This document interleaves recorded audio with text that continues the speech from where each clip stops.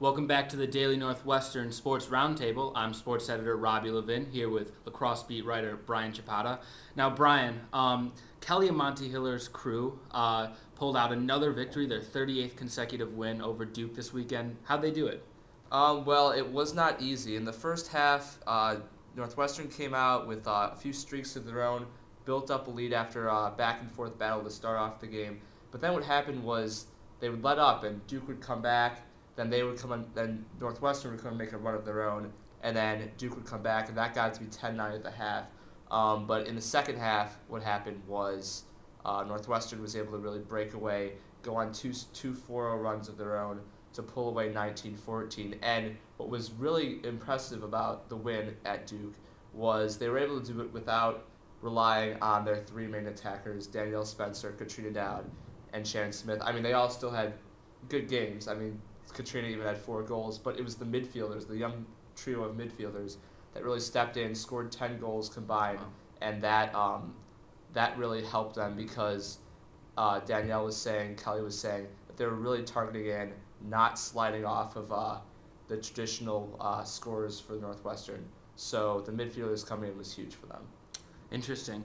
And now looking ahead a little bit, I know it's hard to pick out a weakness for a team that's won 38 consecutive games, but what does Northwestern have to do to continue its winning streak this week against Penn and Penn State?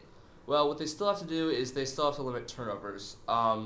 Kelly's been really on them about doing that. They still want to look for what they call a full 60 minutes of Northwestern lacrosse. And what that means is not letting up, not letting their opponents get those runs and have those mental lapses towards the ends of halves. Even against Duke, they were up 19-11, and they let them score 3 straight goals to end the game. That is something that they cannot do. They have to constantly keep up the intensity, and when they have the lead, they have to play even better. Defensively is something that I'm gonna be looking out for their defense a lot. They really focused on wanting to stop Duke's primary 3 scorers, and for the most part, they weren't able to do that. Duke was still able to. Their 3 stars were able to rack up some goals. So defensively, they need to step up their intensity and stick to their game plan. But Brianne Lamonto's been playing really well in goals. She got ALC Defensive Player of the Week for her efforts against Syracuse 2 weeks ago. So overall, they're still a very strong team, and they're nitpicky in their weaknesses, but that's the only way they're going to improve, and the only way that they're gonna stay hungry for their championship. So. All right, so how about some quick picks? Well, I'm not picking against Northwestern until they drop. I mean, 38 in a row, you gotta go with them. I think both games will be close, similar to Duke.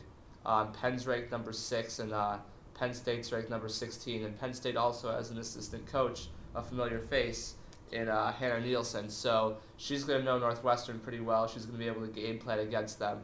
But I still think no matter how much you game plan against Katrina, Danielle, and the Cats, you're not gonna be able to stop them. I'd say each game will be maybe a 4 to 6 goal win for the Cats.